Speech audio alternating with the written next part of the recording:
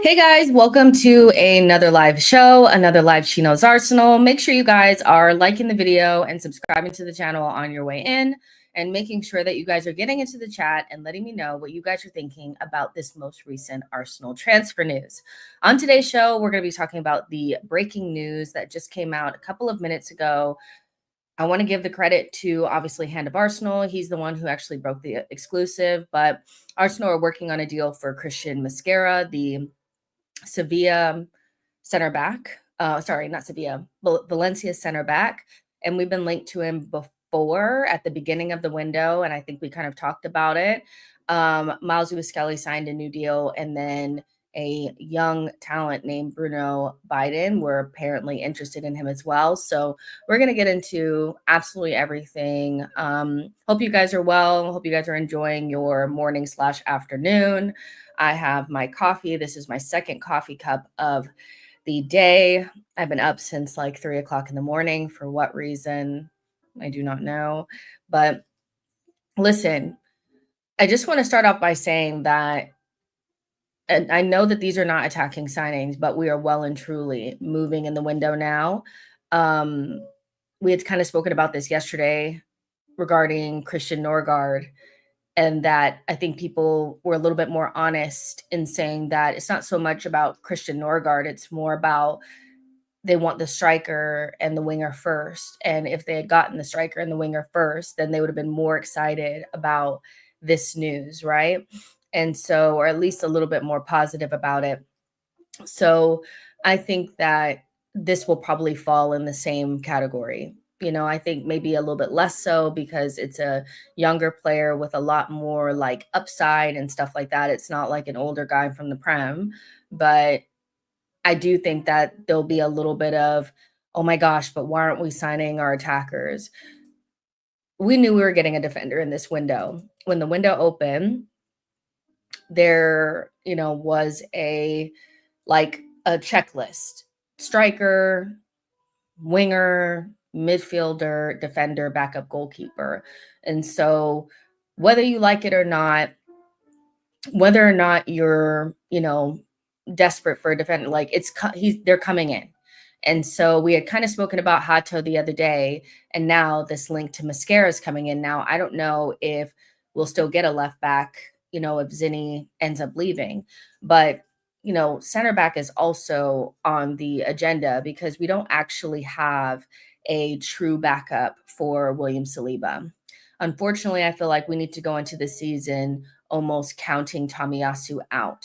Tomiyasu needs to be the type of player that you just kind of say, if he's there, that's positive. If he's not, then it doesn't matter because we've already set ourselves up better, so and that's unfortunate because I do like Tommy, and he actually can literally cover every single position in the back line, but you can't cover anything if you're on this, you're a sick note, so I think kind of have to count him out. So once you count him out, outside of Kivior, a player that's naturally more a left-sided fullback, or left-sided center back, you don't really have anybody that can really step in for Saliba. And so I'm not surprised that we saw we're seeing links to right-sided center backs. We were linked to Dean Huijsen at the beginning of the window, and Arsenal were willing to push the boat out for him. And I think we're going down our list now of the next players that we'll be willing to go for.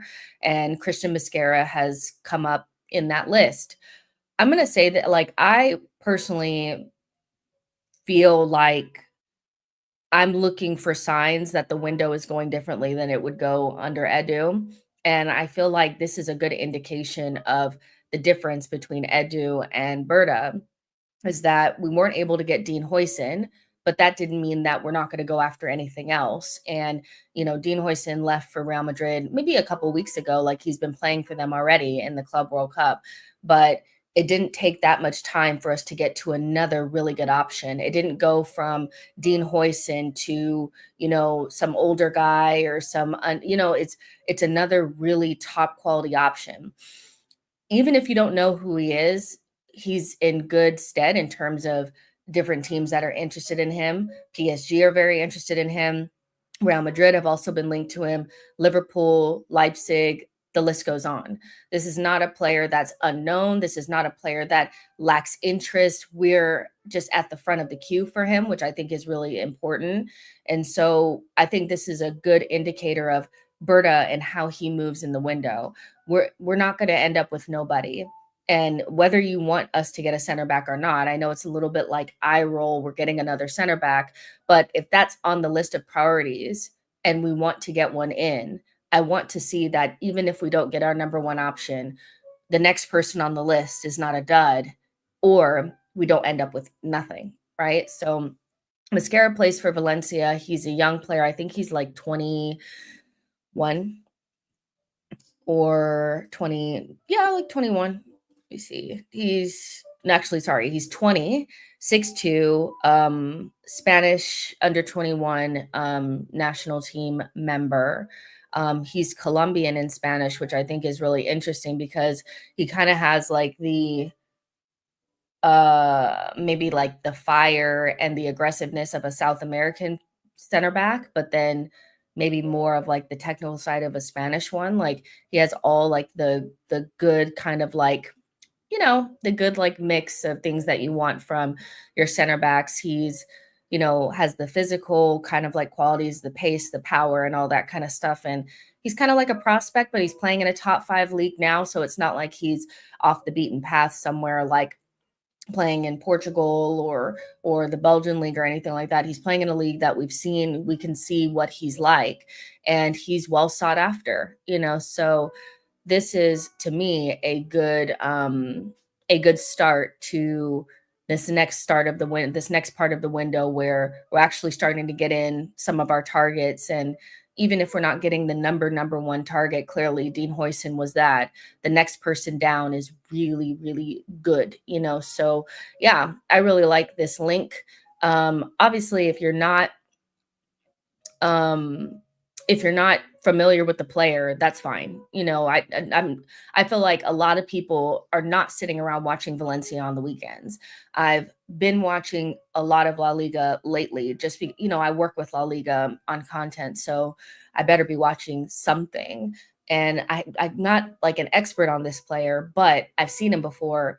He is good. And Remedy, who also works for La Liga, has actually been flown out to watch Valencia play in person. And so I trust his opinion on what this player looked like in person.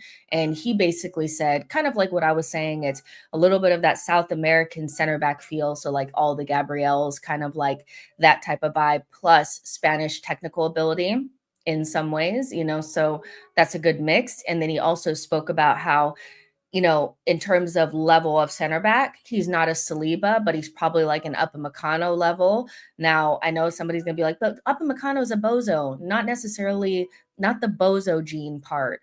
It's in terms of the level. Upamecano is a top 10 team in the world level center back. He can play for Champions League level sides. He's a starter for Bayern whenever he's fit or whatever. You know what I mean? So yeah, I think this is to me, this is a good start to this next part of the window where we're actually getting players in. And yeah, it's really important for players like Timber and Saliba to get a rest, White to get a rest. Having somebody that can properly step in for Saliba means that we don't have to shift either one of White or Timber across, and we've been kind of lucky and relying heavily on Saliba's fitness, and we saw that it started to wane at the end of the season, which is kind of why I think that he had some moments of, just uncharacteristic moments from Saliba back there. It wasn't, we know Saliba is top, top, top, top level, right? Um, so this is going to be really important for everybody that plays on the right-hand side. What does this mean for Kiwior? I think that this opens up the door for him to go. I really like Kiwi. I think he did a really good job stepping in at the end of, at the end of the season, but this is probably the perfect time to move him on. He's 25 years old. He's more than good enough to start for a Serie A team. He doesn't quite fit the mold of a right-sided center back well enough to, I think, keep him there unless he was like, we just cannot afford to bring in a center back. So maybe he leaves. And the quoted fee going around for Mosquera is somewhere around 20 million euros. He has 1 year left on his deal, which is, Arsenal love a player that has 1 year left on their deal. They're looking for those market opportunities, and 20 million euros ends up being like, you guys will do the math for me. What is it, like 15 million pounds or something like that? 14 million pounds, something. That is an absolute snip for a player of this quality. And so again, we're not overspending in a position that's less of a priority than what's going to end up being our big forward signing. So, but we're still making sure that we're backfilling the squad, and that is just so different than an Edu window. Edu usually can only get either the big signings done or the small signings. He doesn't really have, didn't have that flexibility. I like early on that you can see that Berta can move away from that number one target, bring in a good option, and get players on small fees. Kepa, Norgard, Mosquera, all small fees. Being able to break down that fee for Zubamendi and not have to pay for the release clause is still opening up the opportunity to bring in big forwards, but making sure that we're backfilling in the positions that we absolutely need to fill. Again, oh, you guys can hear, I have okay, so I'm obsessed with YouTube playlists that play like jazz and piano and stuff like that, and it's on. Let me turn it off so you guys can hear it.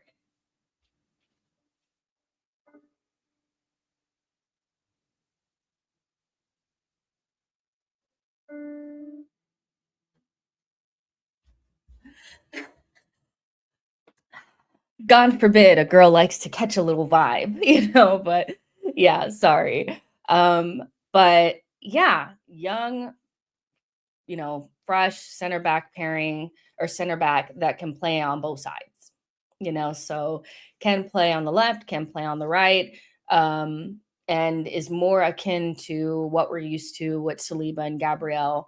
And is not going to be somebody that we're like, oh shit, we got to play Mosquera today. You know what I mean? So yeah, I think I'm looking for those little things, those little tidbits where I'm like, we have an experienced DOF. I need to see difference. Now, the bigger tests are still yet to come. Still need to bring in a striker, still need to bring in a left wing. But we kind of know the deal on that, trying to get that last little bit of negotiation done with RB Leipzig for Sesko. I know that they're throwing the Jokeris stuff out there here and there, but,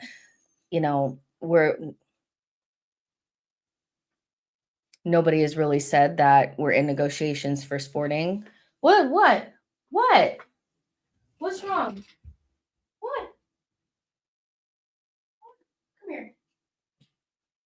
Come on. What's wrong?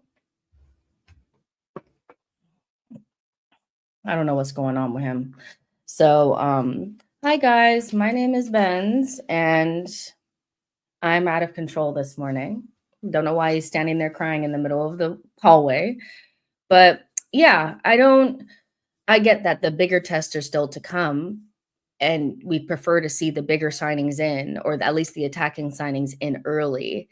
But, you know, if we're still negotiating with RB Leipzig and we haven't closed that deal yet, and we're still waiting to see if Rodrigo is going to leave or not, then, why not get the other stuff done? It's not like, would you rather us just be sitting around until those deals get done? Like, I want to see some of the other shit get done, as while we're negotiating, right?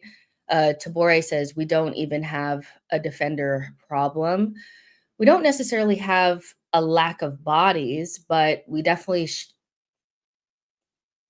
can rebalance the group. I think people that don't necessarily want a defender are looking at the numbers. And I understand that it's not like we have no one there. It's not like our starting group. Hold on. What is going on? Beckham, where are you? Oh my God.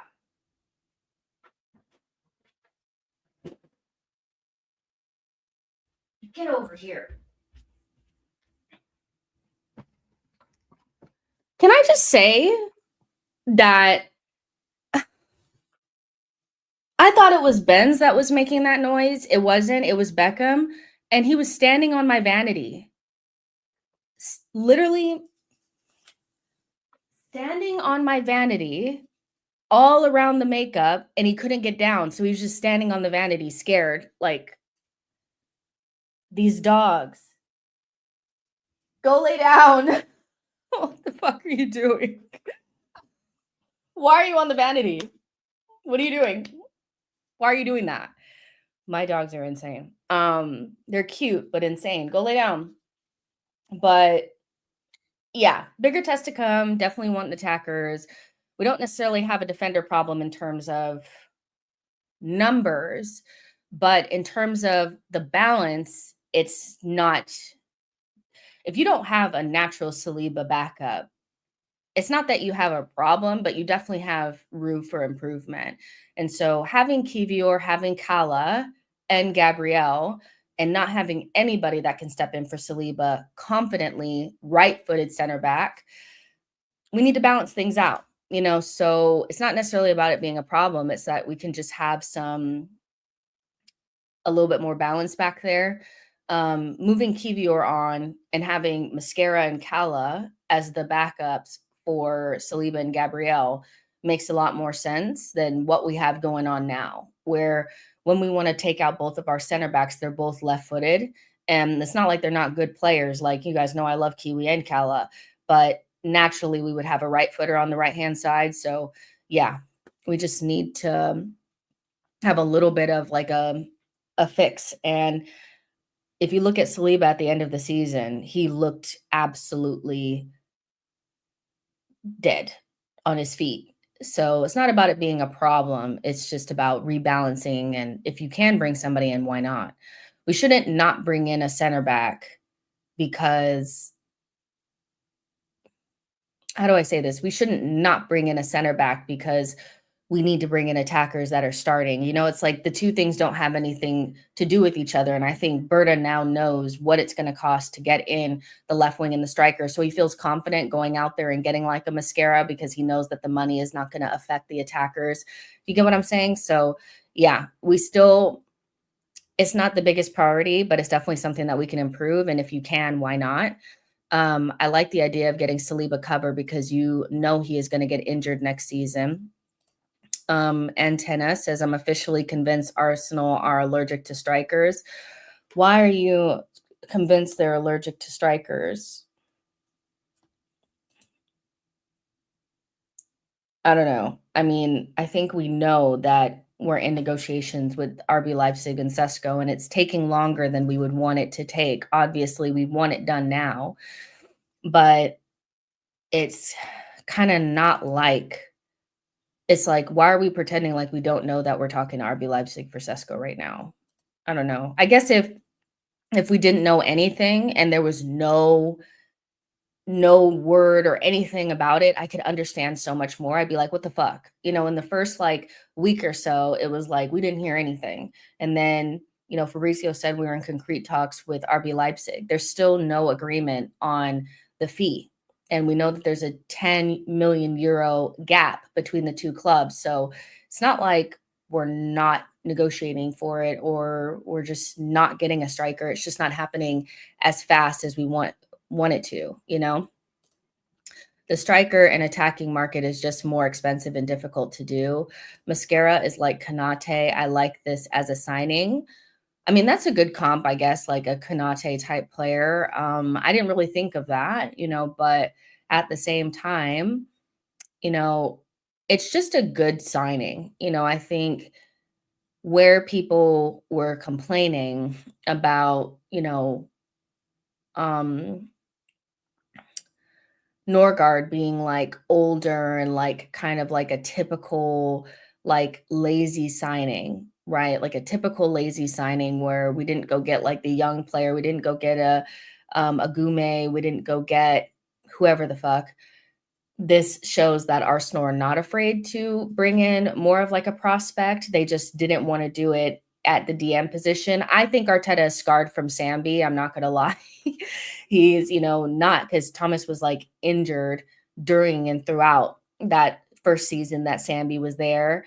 And so we saw a lot more Sambi than we probably wanted to. And whew, I have a little bit of those traumas as well. So I think he feels more confident with like more of like a solid person there. But when it comes to center back, he's not afraid for that player to be a little bit younger because Dean Huijsen is also quite young too. So yeah, I don't think it's a bad idea to get a younger, center back. It's great. In July, Arsenal will be very busy by players they wanted. I think we're not getting Hato. I mean, probably not now, but maybe we had an idea of what it would cost to get Hato, and we had that opportunity or that option on the table as well as Mosquera. And maybe they looked at the squad and said, we're going to bank on, having MLS play there, because now that they brought in Norgard, it's going to be less likely that MLS is going to play in midfield. So now MLS is probably going to be your starting left back. They're going to probably be expecting Calafiori to play more minutes this season. They know that Cala is also going to cover for left-sided center back. They have two options at right back. The only position at the back that they don't have cover for is right-sided center back. So I think that's maybe why they're looking at Mosquera instead of maybe Hato, and then maybe also the fees attached to both players, maybe make Hato a little bit less attractive, also knowing that you still are going to need to go big up front. So I'm just trying to like discern, like, I'm trying to like read through the lines, of why we wouldn't go get Hato and why we'd get Mosquera instead. They're two completely different positions. So I think you can kind of like this, you can kind of understand that maybe it's a positional thing. And we have two players that can play there now, but we only have one player that we know can play right side to center back. So yeah. Jonathan says Mosquera is also Spanish. He is Spanish, but I do sense that there's like this growing kind of like narrative around Mikel that he doesn't want anybody that's not Spanish. But, we have players in our team that are not Spanish. So I don't know. Maybe he doesn't, maybe it's maybe he doesn't particularly love the French players. But, I really do kind of push back on this idea that Arteta is like, prejudice in any sort of way, and that he only wants Spanish players when he's gotten plenty of players that are not, Timber is probably his best fullback or one of them, and he's not Spanish. So not quite sure that he's, like doesn't want Hato because he's Dutch. Like kind of want to kind of push back on that because I feel like there's enough evidence where I think that's dangerous. You start saying that people have a prejudice against certain type of people. I feel like that's a little dangerous. Neither Sesko or Gyökeres are Spanish. They're not. And also, this whole idea that he only wants Spanish players. We know he wanted Isak. Like, come on. Of course he wanted Nico Williams, but now his number one option is Rodrigo. He's Brazilian. Like, I don't really get it, but some managers do kind of like to fill their team or kind of will look at players that are from their nation. That's not different. That's not new, and so the only person that's demonized for it is Mikel. You can have like maybe like a love for people that come from your nation and kind of go towards those types of players or, but that doesn't mean that that's all that he gets. But Arteta is like kind of the only manager that I've seen that gets demonized for doing like normal shit how many managers do you know that come in and then they, it's like a Portuguese manager will come in and all of a sudden you'll see 2 or 3 Portuguese players pop up in that team. You'll see somebody like, it's not, do you guys get what I'm saying? Like, I'm like, why is that like a thing only? But, Thomas Frank is Danish, or, he's from Denmark or whatever the fuck. And he brought in like 2 or 3 Danes, like in the first couple of years. Like, who gives a fuck?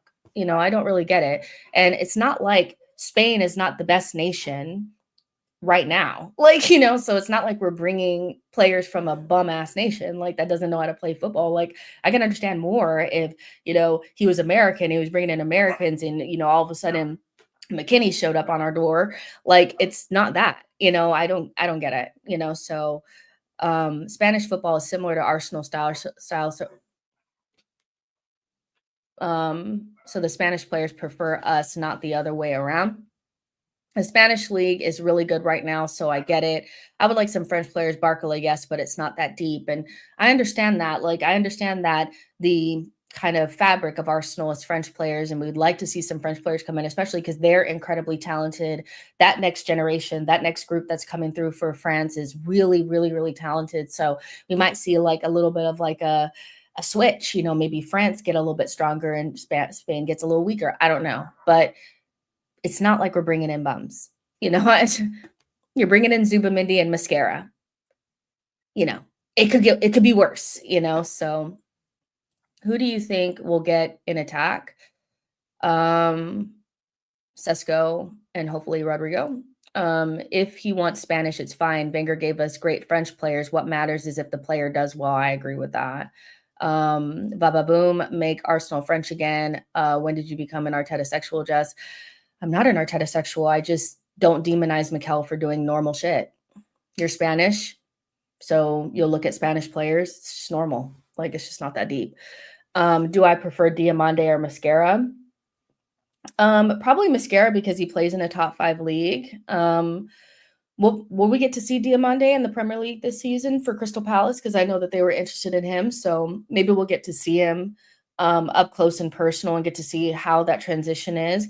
Like, on paper, what's that guy's name? He's kind of like a bootleg Saliba. What is his name that plays for Crystal Palace? Him, he has like a super French name too. Him and Diamande on paper, and Chris Richards as like an option or playing like an inverted on the right or something like that. On paper, that's a really good like center back group and or center back pairing. See how it works in person if they do end up getting him, because Gahey might leave, so we'll see. But Mosquera plays in a top 5 league. Yeah, LaCroix, like LaCroix, like, if that's not Frenchy pourquoi, I do not know. Like, that's just, it's so French. But he reminds me of like a fake version of Saliba, but like in a good way. But him and Diamande sounds like a good center back pairing on paper. So we'll see. We'll see how that goes. But yeah, I like the Mosquera signing. I like the idea of this player. I like bringing in a young prospect that's highly rated and wanted by a lot of other people. Who Scored posted that Christian Mosquera had the best ground duel rate in La Liga last season and 100 plus contested. So he wins his duels, of course. And he just stinks of a smart signing, which is just a good thing. But yeah, hopefully it's 20 million euros.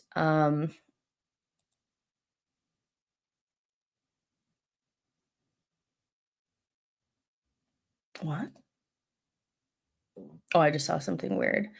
But yeah, no more risking our center backs or our our fullbacks with having no one. I like that. Timber's interview was really sad. Like, I can't lie. That interview was very sad. I love Timber to death, and I love the fact that he wanted to play, even though he was injured, but you should never have to suffer like that and risk your basically your career because the club didn't do what they needed to do. So, and that all stems back from the over reliance on Ben White for multiple seasons as well, because he broke down and he played almost an entire season injured as well. And Arsenal fans sat there and was like, he's just shit, Jess. What do you mean? Only to find out that he needed surgery, and Arsenal just like pussyfooted around it for like a year. Sometimes our players are just dealing with injuries and they quite literally are just like suffering through it and we don't know it. Not every day he's just crap, guys. Come on. So Ben White and Timber have basically had seasons where they've played injured. And so hopefully, Arsenal are learning their lesson and they're not going to go through it again. Tommy is not an option. So you have to pretend like he doesn't exist and bring people in. The one player I will say that has to stay fit, and if he doesn't, we need to have a serious conversation about it, is Calafiori. Because I said this earlier, is that not making a left back signing and making a center back signing instead means that you're banking on Calafiori. You're challenging him to stay fit. And I know sometimes it's out of your control, but they need to figure out why this player cannot maintain his fitness and make sure that we don't run Miles Lewis-Skelly into the ground. You're the cover for, well, Mosquera can also cover for Gabriel, but you're still cover for Gabriel, and you're also going to be playing left back with Miles Lewis-Skelly. We're not going to risk the future of our best and brightest because you can't maintain your fitness, buddy. So, yeah, we are definitely expecting him to maintain his fitness, and he spoke about this in an interview that he knows he needs to stay fit, and he's really, really good player that's really special. When he comes on, he does like fantastic things, but it's so few and far between because he's not fit enough, so yeah, we're kind of banking on him staying fit as well, especially because if we don't get a left back that's no Tierney, no Zinni, because Zinni's probably going to go. So it's basically just you and MLS. So you need to make it work, so yeah. It's important, for Kala to maintain his fitness. Shireen says, is this a shift away from Hato? I still want Hato.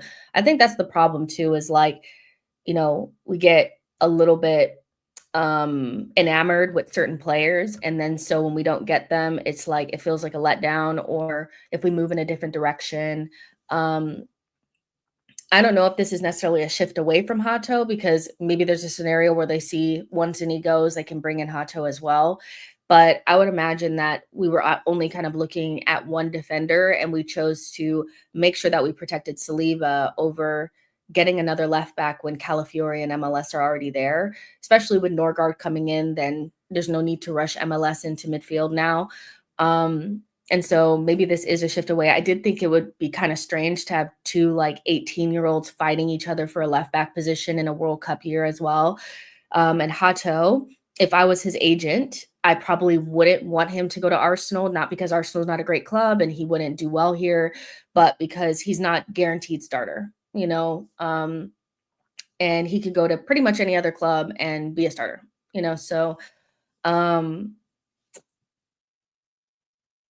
so maybe this is a move away from Hato, but this is why I think it's important not to get too attached to certain links, because the reality is if we don't get them, there's a high probability that they'll end up at a rival. They'll end up at a Chelsea or a Liverpool or something like that. Most likely a Chelsea, if he does come to the Prem. So maybe we don't get Hato, but we have MLS, so, and we just signed him to a long-term deal till 2030 and made him one of the highest paid young players in the world, so it makes the likelihood of not getting Hato a lot less,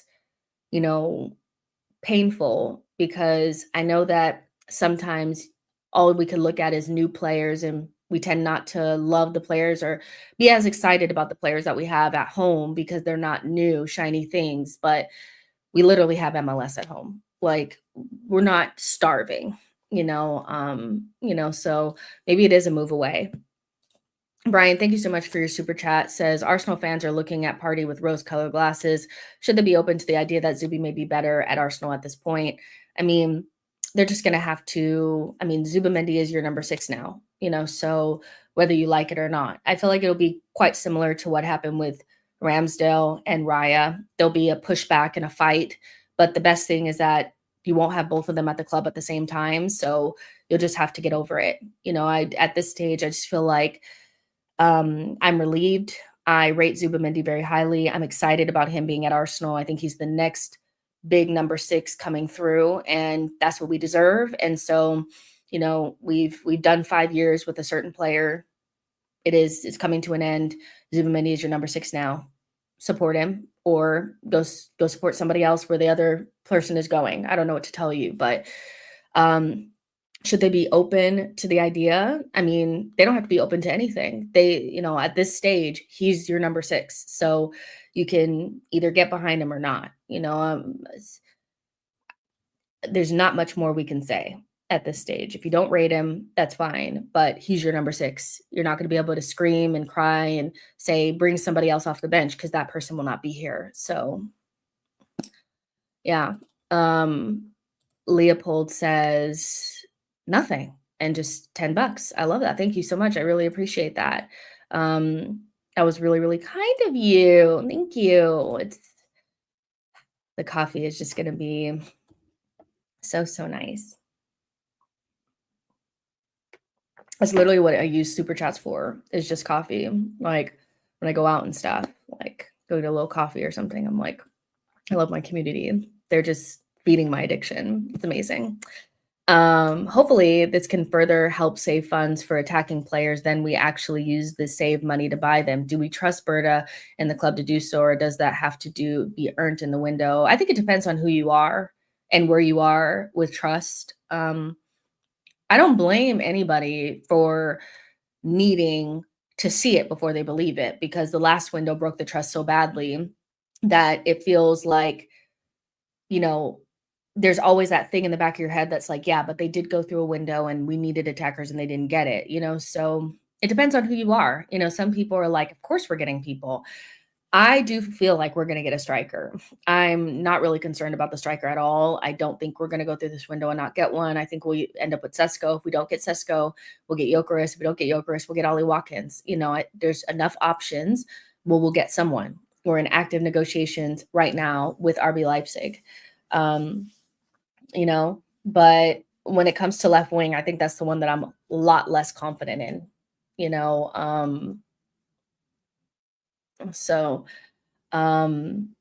because the person that we're waiting on may or may not leave. And I just feel like they'll just start doing Martinelli Remontada talks at some stage and say he's never looked better in preseason and all this kind of stuff, and we won't get anybody. So I think there's no excuse to not get a left wing. I think you've had enough time, and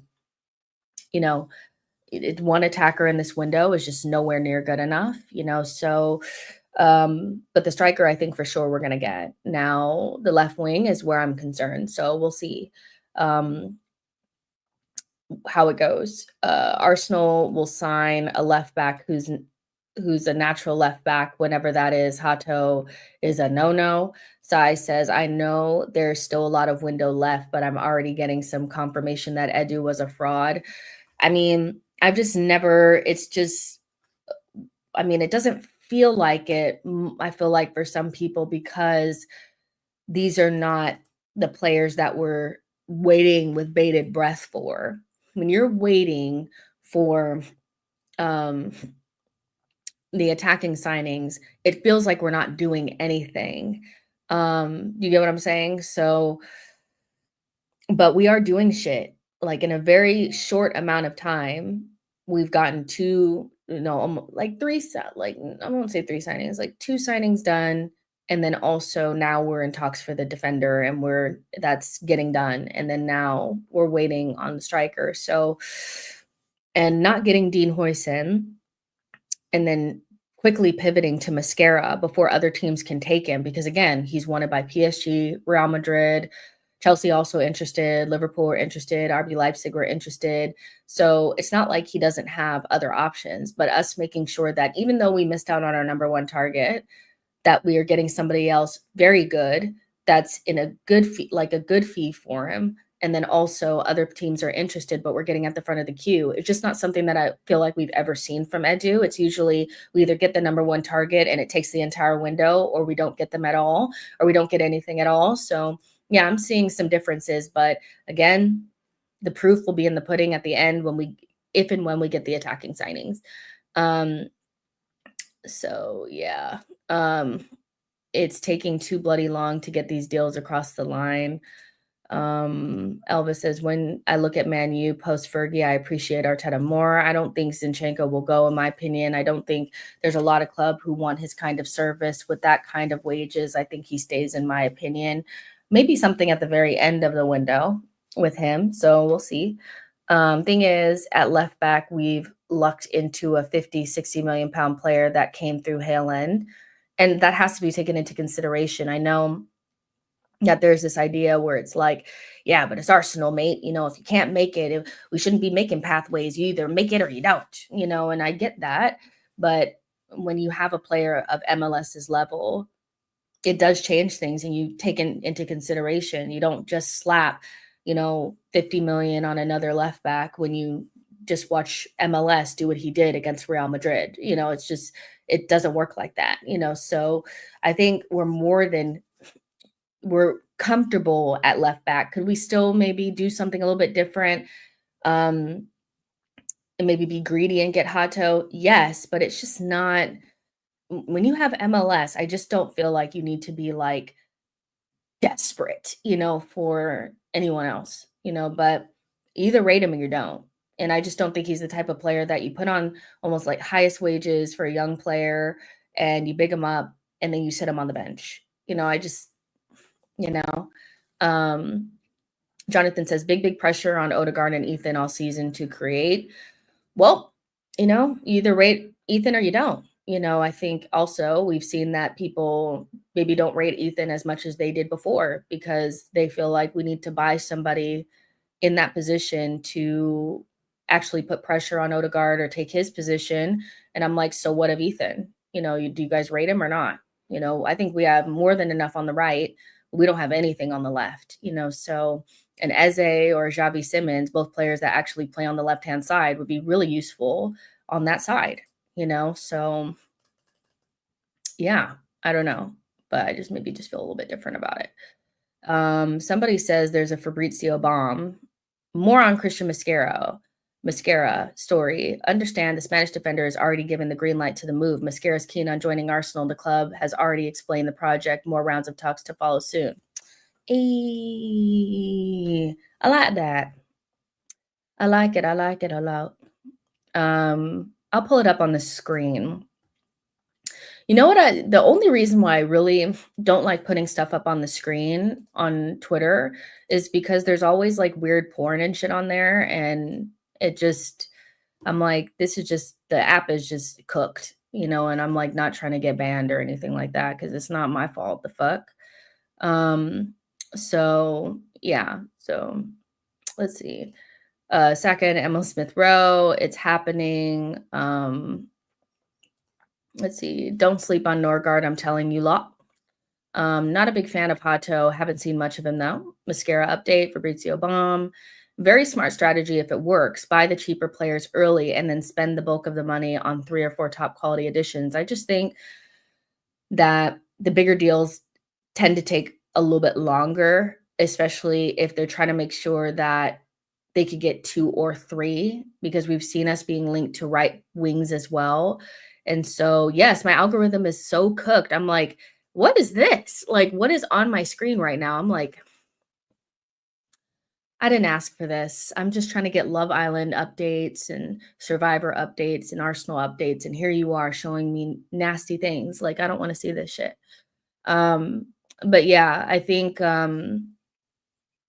I get that we want to just get the big signings done early and all that kind of stuff. But sometimes it does take longer to get these bigger deals done. And with Rodrigo, it's just the waiting game. But with Sesko, it's a matter of like 10 million euros, and we have to come to the middle. And RB Leipzig are not really being nice. They're kind of holding really tight onto this valuation. So if we do get it done by preseason, I think we'll look back on it and feel like it maybe didn't take as long as we thought, because besides Kai, I don't remember very many signings that we've gotten done prior to like July, you know, but we felt like Jesus came in early. We felt like Declan came in pretty early. And, both of those ended up being a little bit longer sagas than maybe we wanted them to. Declan was really concerning at some stages. So yeah, let's see. If we can get in Sesko before the preseason starts, then I think that'll shift the mentality from the fan base to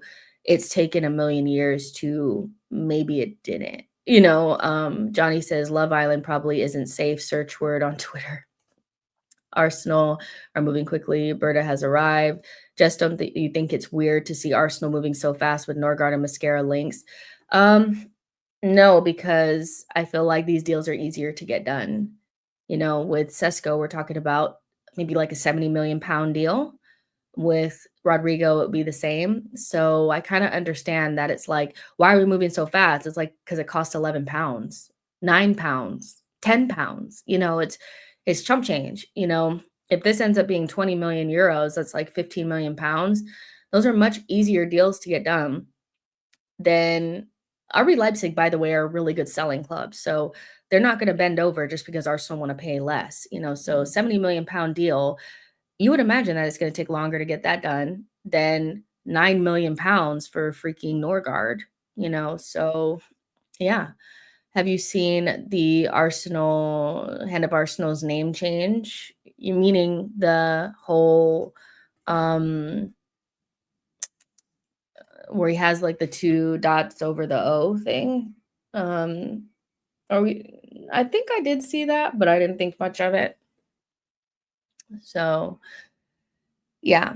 There's nothing weird about us moving fast for Mosquera and Norgard. You guys want to push a narrative. The bigger deals will obviously take longer. At Leipzig, Real Madrid won't sell easy. That's 4 players almost done. What are you guys saying? 3 or 2 more attacking signings?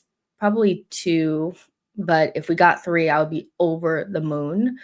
And we know we're looking at a right wing or right wing. We know we're looking at a right wing because Kudus, Madueke, and Bakayoko are all right-sided forwards. So I thought he was playing homage to his old name as well.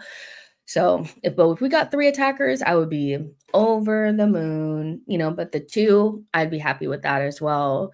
So yeah, love the Norgard signing, but keeping Party is more important than signing Sesko. It's not. Getting a striker is more important than anything because you literally just signed Zubamendi, the literal number 6 that Xabi Alonso wanted, that Liverpool wanted, that pretty much everybody wanted in rates. So yeah, you've already replaced Party. So yeah. Now it's a Hand of Arsenal update. Let me see Sammy McBell first. And like I said, I'm not putting it up on the screen because sometimes weird stuff pops up and I'm just like, what's going on here? Arsenal in talks for Christian Mosquera from Valencia. Mikel Arteta wants to add cover to center back after Hand of Arsenal. And then Hand of Arsenal says, retweeted that. And then Christian Mosquera to Arsenal is moving at a rapid rate. Arsenal want to wrap the deal up quick. Personal terms, not an issue at all. Andrea Berta has been pivotal to the deal. Hey, I like it. I like it. Berta, baby. We're in the Berta era. It is not even the end of June, and we're getting shit done. I'm excited. I like this.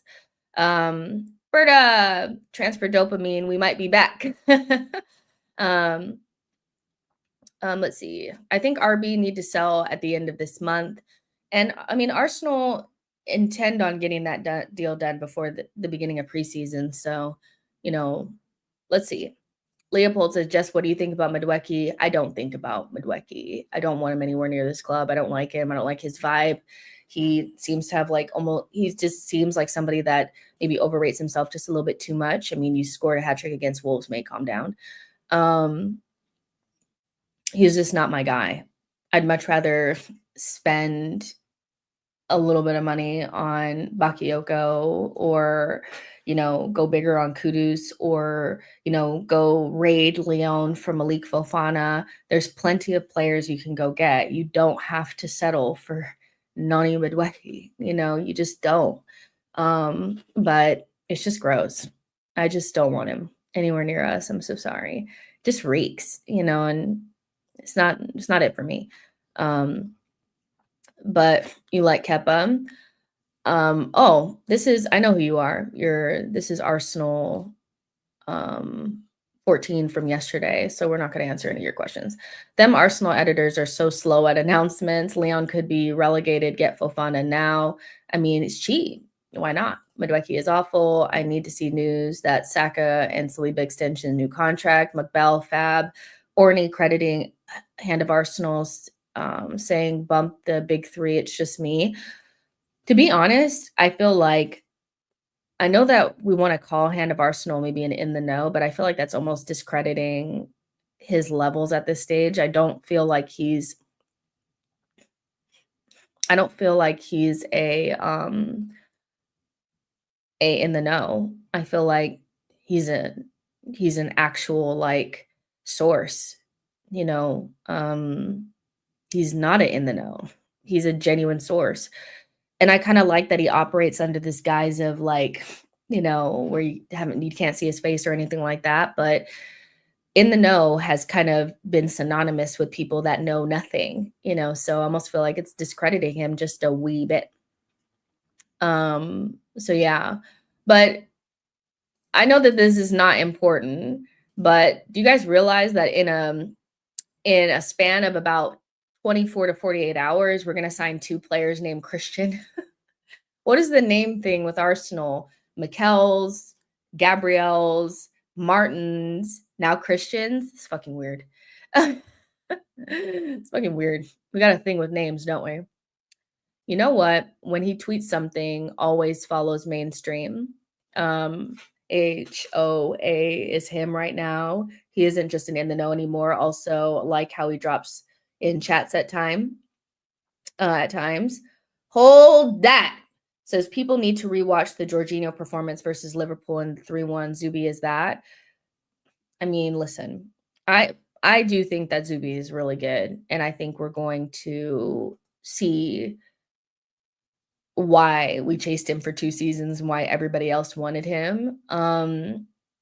But it'll take time. There's going to be pushback, and probably some dishonesty, but just like Raya, people will come around. Like, I'm sorry, but he's just good. I don't know what to tell you guys.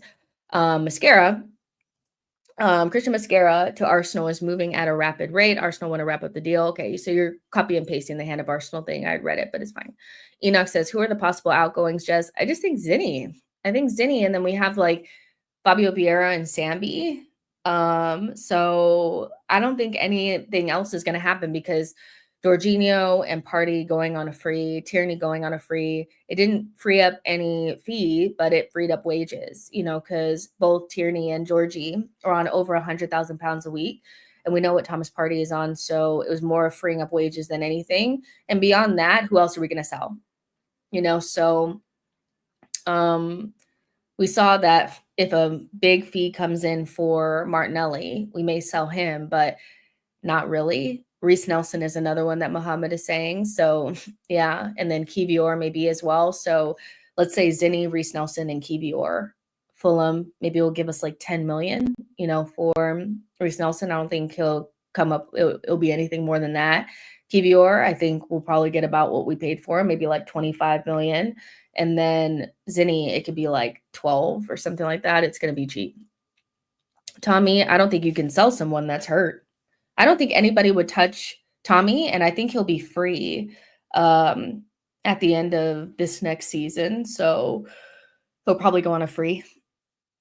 Still think Trossard could go. He hasn't signed the contract we offered him. And what do you guys think about this whole thing? This guy, I think I want to give him credit. I think his name was Gooner Talk. I want to say it's Gooner Talk, but not Tom the Gooner Talk, but like the one on Twitter.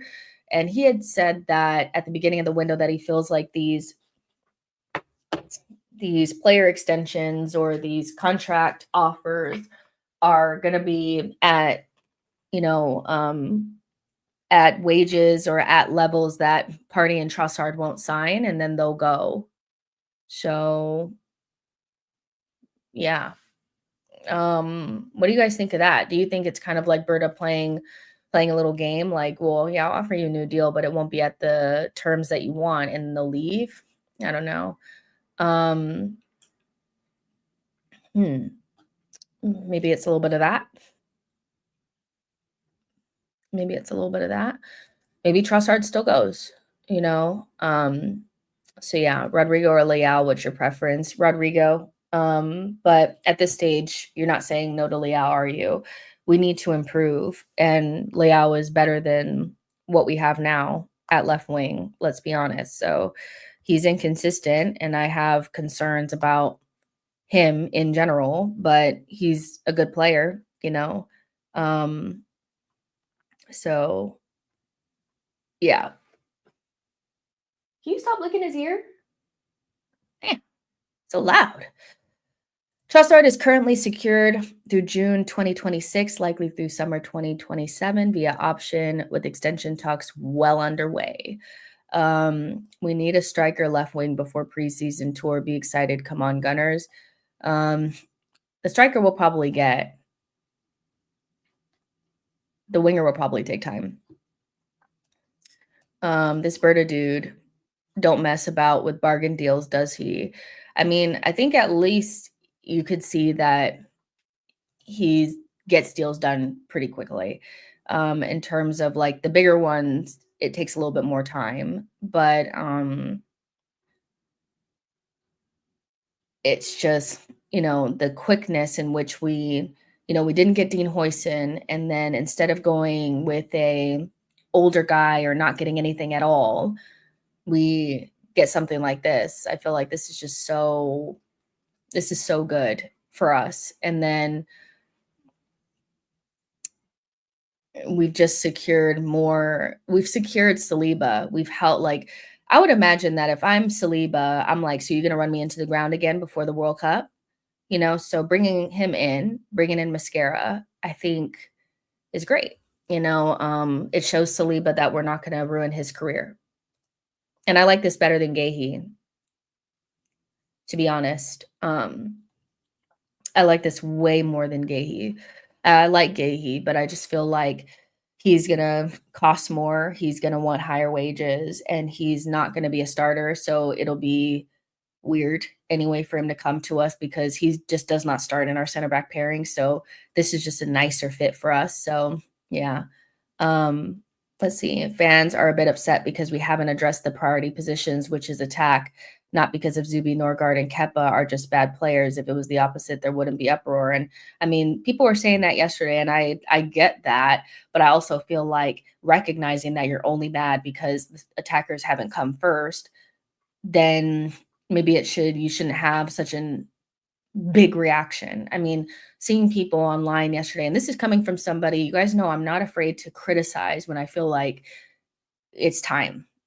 I've been very critical of the club in the last 12 months, so I'm not afraid to call people out or anything like that. But to see people say, why aren't we bringing in the players that make a difference? Why are we bringing in Norgard when Norgard is quite literally a backup for the number 6, is just being intentionally obtuse so that you can have a reason to blow up and you don't have control over your emotions at all.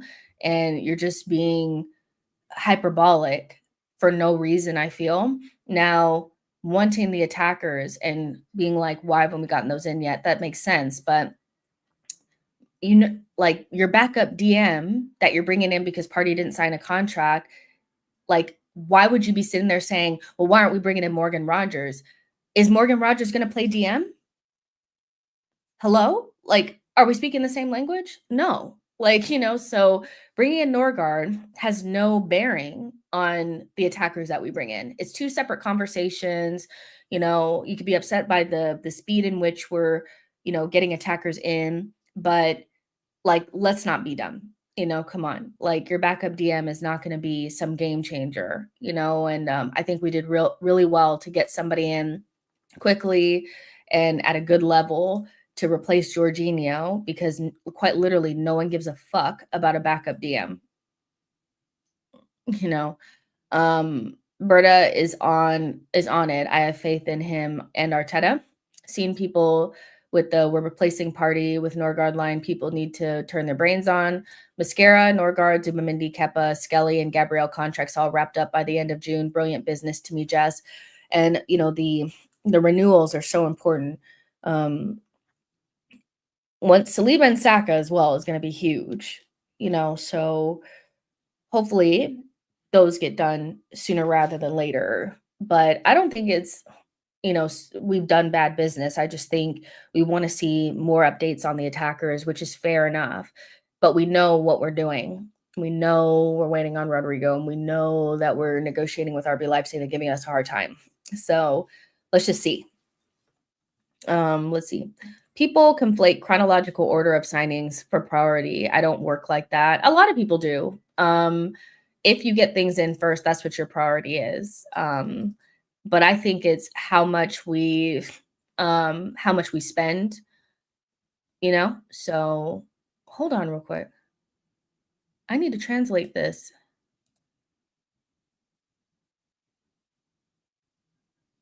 What? Ben Jacobs, you guys, if this is true, I think I might cry. Seriously. Nothing would make me happier than this. Ben Jacobs says, what I heard is a deal between Eze and Arsenal, still at an interested stage. At this moment, there's nothing advanced. Do you guys understand? I will shed real tears if Eze comes to this club. Do you get it? Do you understand me? Do you get me? You will see Jessica cry real tears if we get Eze. I love him down.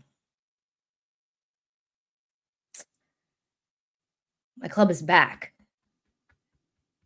Club is back. If we bring Eze to the carpet, I'll be so happy. I might shed a fucking tear. I love Eze so much. He is so perfect for us. He's prem proven. He's old enough. He's helped, his team win a trophy. He's tricky. He has flair. He scores free kicks. Berta, do this madness for me, and I won't ask you for nothing else. I won't ask you for anything else. Nothing. Nada. Tears. No. Ruax. Tears. Actual tears. Emotion. Seriously. Like, you guys don't I love Eze so much. Like, he's the perfect player for us.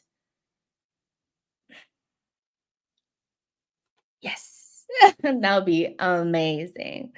Like a secret deal between us and Eze would just make my heart so happy. He deserves a big move. And if it came, because I was like, he could go anywhere. Like, Eze does not deserve to he doesn't deserve to go his whole career without having that big moment. He stayed at Crystal Palace when other people left. He just deserves that big move. Don't tempt me with a good time. Palace aren't pushovers. They know Eze is in his prime, homegrown and English. They will demand the full clause payment, likely up front. Matthew, actually, recently it came out that Crystal Palace will accept it in installments, the release clause. So that's why I'm like, Arsenal have no reason not to be in for Eze now, because as the options dwindle down for left wing, you just have to start looking in different directions and pivot away from just traditional left wing. So if it's Eze, then it's Eze, so he's there. He's available. He would be so good at left center mid for us. Where we were just talking about it. We don't have enough creativity in this team. Wow. That would be amazing. Let's get this done. This is what I want to happen more than anything. So, Mr. Mister says, I get the feeling that Berta's getting the Eze deal ready if we can't get Rodrigo. And the thing is we don't have time to wait on Rodrigo. Like we've waited, I feel like long enough at this stage. Like you're at the Club World Cup. We've been really patient and understanding, which makes sense. If it's your number one option and he needs like to see what his role is going to be, then, we've done that. You know what your role is going to be. Xabi Alonso can say whatever he's going to say, but he's quite literally not playing you, so either you want to come or you don't, but we should not risk our entire season and our transfer window off of the back of you being non-committal. So if Eze's right there, then why not go for him? And no, it doesn't change the fact that, we'll need like a traditional winger at some stage, but you're still improving your team, So yeah, and we were interested in Eze last summer as well. So it's not the first time that we've ever looked at him. You can't do nothing unless Madrid go all clear. If he wants to stay, he can stay. Bring me Leao, who's cheaper. So if Eze comes in, who drops out? Odegaard, because Eze isn't a winger. Even for Palace, he comes inside. I just feel like we need to drop this whole idea of who comes out, who drops out. Like we need 4 top midfielders, I feel. And if you get in somebody like Eze, then you can start him on left wing. You can start him at left center mid. And you have a scenario where if you could play Eze, Rice, and Zubamendi, you could play Zubamendi, Eze, and Odegaard. You could play Odegaard, Zubamendi, and Eze. We'd be in a completely different era where it's not just 3 players that we know are going to start. We have 4 that are more than good enough. Essentially, your 4 core midfielders would all be 26 years old. Like they're more than ready to play. So I think in midfield, we can stand to have more than 3 top quality midfielders, and if you don't want to play him left center mid, he's more than good enough to play on the wing. He's just a different type of winger. Let's really get into it. Rohale says, personally, I would move for Matoma instead of Eze. Nah, bro. Eze is overrated. To you, system football is restricting us. Eze will primarily play left center mid, I reckon. If we can't get Rodrigo, give me Eze. Leao as a risk. Hear me out. Buy Eze and Rodrigo, sell Martinelli and Trossard. This mentality at Arsenal needs to die. No one needs to drop out. Top clubs stack talent. Senior cover for Odegaard offers X factor and creativity, can play out wide, though not ideal. No classic Wenger, all ball players, Odi, Eze, and Rice. It would just give us a different feel. And I just kind of feel like if you're interested in Morgan Rogers, why wouldn't you be interested in Eze? I know they're not exactly the same because Morgan Rogers is more of a freight train, and in the best way possible. I mean that in a nice way. But Eze is more of a flair player. But I feel like they offer the same things. I feel like they offer the same things that left center mid and or left wing or in the 10. They offer different things, than we have now.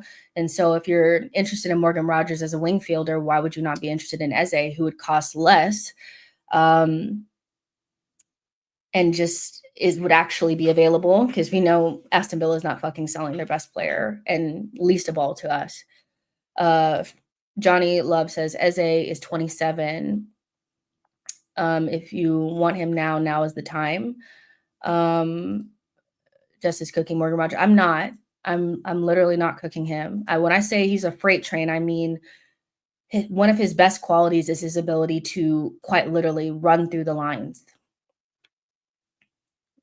running through the lines is is a is a way to get through the lines that we don't have. We don't have anybody that can really run through the lines like that. We have Rice that's pretty much our best option at carrying, but it's not the same, so I'm not trying to cook him, you know? I just prefer Eze. I just think he just makes more sense for us. Morgan Rogers ghosts in a lot of games. I don't know if I feel like he ghosts. I just feel like maybe he's a little bit less effective in certain games. Ghosting is a little harsh, but he's a really good player. I just prefer Eze. I just feel like we need something else. Like he has more flair. He scores free kicks. He just would lessen the burden on Odegaard and give us another option. It doesn't block Ethan because again, Eze primarily plays on the left. So left center mid, left wing. There's even scenarios where you could play Eze and Ethan together. Like it just makes so much sense to us for us. But I don't want to get hyped now because then I'm gonna get my heart set on it. And then when he doesn't come, I'll be heartbroken and shit. So yeah, but I just love this player so much. I hate that he doesn't play for us already because he's from Hill End, so yeah, don't want to get locked in. Victor says, I think these links could hint Arteta at recognizing that our central access is poor. Eze and Zubimendi are signings that could help that. Don't you need more of a touchline winger? More of a reflection of Saka at left wing? I would say here's the thing about needing a touchline winger. If that person, so when I look at the way that we attack the window, our number one option at the beginning was Nico Williams. He was probably the perfect player for the system. There was nothing that like when we look at the system, if you put him straight into the system, there would be no hiccups or anything. The system was pretty much built for him. And then you have somebody like Rodrigo, who is more of a level raiser, but you'll still have to modify the system ever so slightly just because he's not a touchline winger. Once you get down to like the other touchline wingers that you can go for, to me, it makes less sense to go that low down the list when there are more talented wing fielders available. Obviously, it's not a touchline winger, so you'll still need to go get that in the future. But I'd rather go for a more talented player that solves another problem, but can also play in the position that we're looking for, then go lower down the list for players that like a Semenyo. Like a Semenyo is the perfect example of course, Semenyo probably fits the requirements more for a touchline winger or somebody that can play out wide, but he's so much less talented than Eze that to me, I'd rather get Eze and up the talent level than get somebody who I know is not going to be a long-term fix because he's just not talented enough. Does that make sense? So for me, it doesn't matter anymore. We're beyond our number one choice and Nico Williams. We're starting to change the profile because Rodrigo and Nico Williams are nothing alike. So let's go for talent rather than going for the profile because the people that fit in that profile are not good enough for Arsenal anyway, so yeah. Let's see. We need a winger who can finish. 65 million. Eze and El Canus, please. We need a left back overlapping profile for Rodrigo. I don't think so. I don't feel like we need to buy another player to unlock Rodrigo. When Rodrigo plays on the left for Real Madrid, nobody's overlapping him. He's fine. The market for left wing is so bad at the moment. It's literally between Rodrigo or Semenyo. The others are not guarantees at all. And if we've dropped down to Semenyo, we might as well pivot into something else. We need progressive ball carriers, players who can dribble and create space, something we lack. That's Eze, in my opinion. Go get me Eze, Berta. I won't ask you for anything else. Nothing. I will, but this would just make my whole window.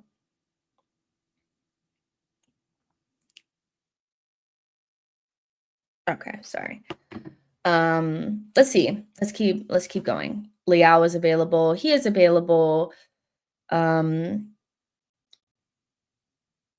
is available. He would be somebody that I'd rather get him than Semenyo. I'll say that for sure. Are we linked to other left wing options apart from Rodrigo and now Eze? Nope. Gordon, let's be real. Gordon, like, really? Leao doesn't even really start for his team anymore, so there's that. Yeah, for me, talent over profiles to an extent. Rodrigo isn't a touchline winger, but I'd rather have him over Doku. Exactly, like,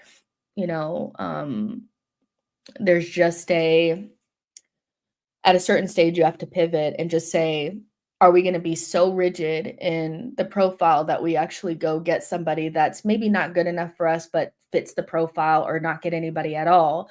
Or should we make sure that we at least improve the squad in some capacity? And like I'm looking at like Liverpool in particular, a team that financially is more similar to us than City. They have McAllister, Soboslai, and Gravenberch, and those are like their main three kind of like main midfielders, and they've added Wirtz. So they're not saying who the fuck is going to drop out. They're just adding somebody else in. We could replicate something similar to that with Rice, Zubimendi, Eze, and Odegaard. Not asking questions about who's dropping out, none of that shit. And also knowing that Eze can play on the wing. It's a perfect scenario for us. I'm done with profiles. Bring me elite talents. Arteta has to figure it out.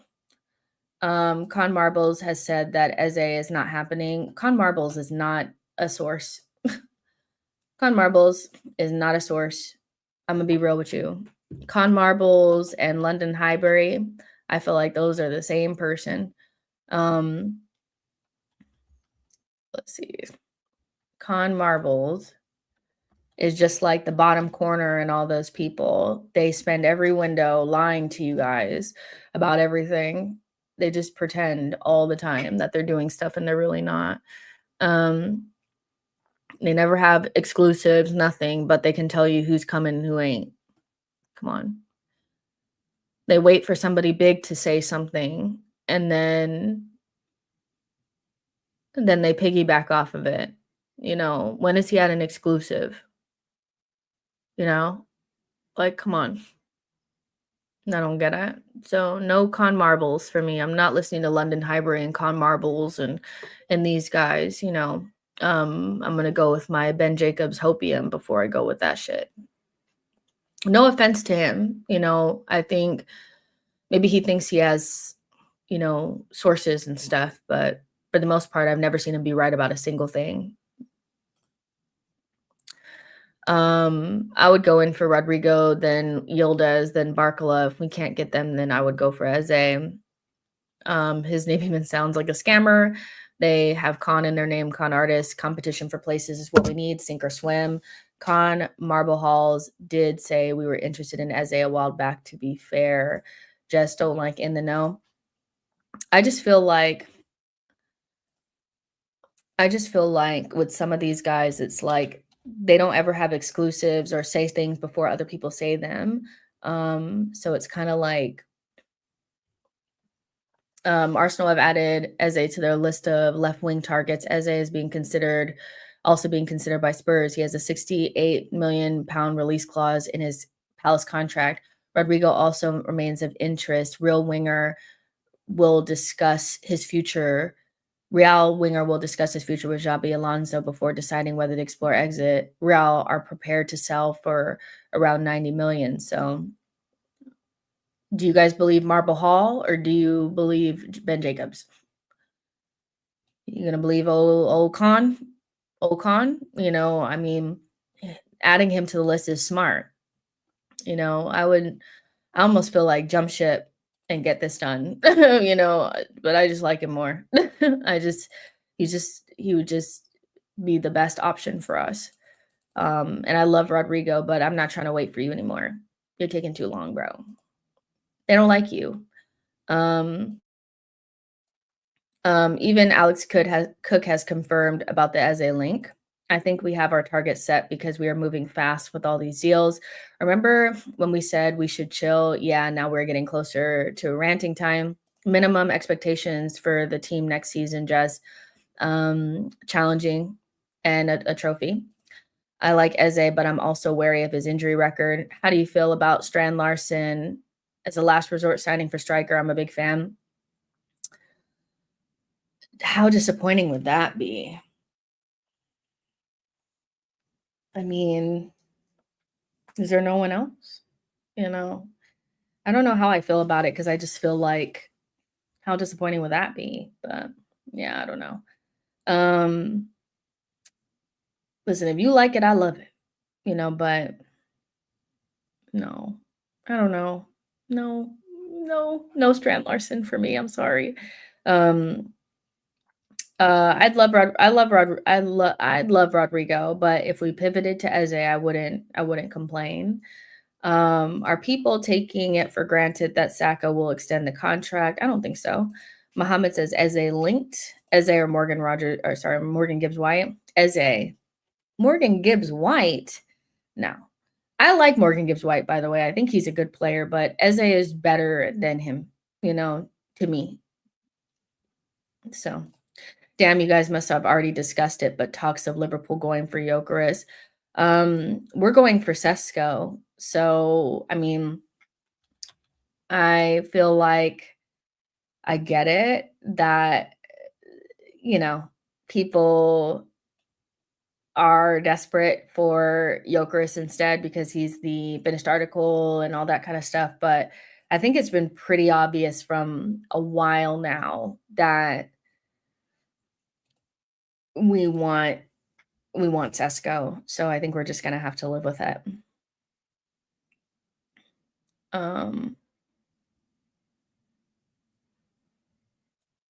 Let's see.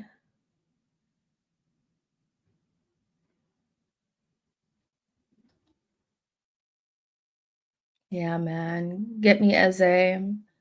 Unfortunately, I would jump ship on Rodrigo, and I love him. I really do, but drop him like a bad habit and go get Eze. He doesn't deserve Spurs. Player like that is too good to go there. We still need a creative midfielder. If you got Eze, you wouldn't need one. Same shit we do every day, try to take over the world. Is there any chance he does a Trent? Who? Saka? I don't think so. He's not what we need, but he's a great talent. But that's the thing is if what you need is not available at the level in which you need it to be, then you still go for great talent. You don't let the window pass and don't do anything. That's what we did last summer. We did that last summer. We couldn't get the exact profile, the literal to the nth degree player that we wanted. So we ended up getting Sterling and nothing at striker. We can't afford to do that. So, at the end of the day, even if Eze is not the perfect wing player for us, does he not improve us centrally? Is that not something that people are upset about? So him not being what we need on the wing doesn't stop him from being something that we need overall. And it would not hurt us to bring in greater talent, but can't just be, well, he's not what we need, so don't get anything or go get Semenyo. Like that doesn't help us. With Eze, we will definitely get top 4. We got nothing for weeks now. We're linked to everyone. I don't think Liverpool will get Gyökeres. I don't care either way because Sesko is the one. This isn't breaking. It's a couple hours old. Well, I mean, you just got here, most wanted. We've been here for an hour and 30 minutes, but thanks a lot. Keenan says, if we buy Eze, then we better sell Marino. That man is a donkey. Don't talk about Marino like that. That's not very nice. Let's see. Nah, I would stall Eze until I was sure Rodrigo wasn't coming, kind of like what we're doing with our strikers. ISNG says, how much do you think Eze would cost? I mean, there's a 68 million pound release clause that they're going to be okay with being paid in installments. So, yeah. Are those reading glasses or just a fashion statement? No, Elton, I cannot see. These are not a fashion statement. I can't see. So these are my real glasses. And then, there's puppy bites on it. You can see like they're kind of damaged and shit. These are my real life glasses that I wear every day. And then I have blue light when I'm wearing my contacts. These are not a fashion. I wish I was like special enough to have 20/20 vision and just to be able to wear some glasses for fun. Just you don't seem to rate Semenyo any particular reason. I just don't think that he elevates us. I think, he has some nice qualities, like the fact that, he can use both feet and, he's a pretty physical kind of player. Like he's somebody that, is built for the Premier League. We know that he's good enough in this Premier League, all that kind of stuff, but he's not a level raiser. He's not somebody that in a year we won't feel like, do we need to go get someone else? When people were bigging him up in January, when they felt like we needed somebody, they weren't even confident enough to say that he would start. And I think at this stage, we need somebody that starts over Martinelli. We're raising the level here. So I feel like that's kind of where we're at. Semenyo, it's not that he's not a good player. It's just at a certain stage when you go down the list, you're not really improving. You're just adding a body. And I'd rather get a higher talent like a Xavi Simons or an Eze or a Rogers in a wing fielder position than go lower down the list of talent just to fill that role. I don't know if that makes sense, but Semenyo is just not somebody that is gonna lift us up. He's just gonna he's gonna be better than Sterling, but I mean, is that really what we're looking for? If Arsenal sign him, I'm printing his name on my forehead, and if we don't, just know someone else is cooking up sauce we could have had. What aspect do we need to improve the most to get over the line next season? Scoring when it matters. There's nothing more important for Arsenal than that. Nothing more important for Arsenal than having moments of magic, X factor in the moments where we are shitting bricks. I feel like that's why we went out of the Carabao Cup. That's why we went out of the FA Cup. That's why we went out against PSG. It wasn't so much that PSG were just amazing. They were good, but we had chances because when MLS, we were down only 1-0 at home, by the way, and we got shut out. We got shut out at home against PSG at home in a Champions League semifinal. And it wasn't, they had chances and we had our luck. That's how football works. You win some, you lose some, luck is on your side, and it's not. Luck was kind of on our side that day because they had a couple of good chances that they squandered, and they should have conceded right after halftime or right before halftime. But MLS has a really good run. He gives it to Martinelli, and Martinelli kicks it to Donnarumma. Trossard also had a shot that he kicked straight to the goalkeeper. And I know Donnarumma had some amazing saves, but you have to score. You have to score at some stage. We even away from home, again, only down 1-0. Declan Rice gets a header at the very beginning of the game that he should put away. So for me, it's we don't have the ability to get that goal when the pressure is on.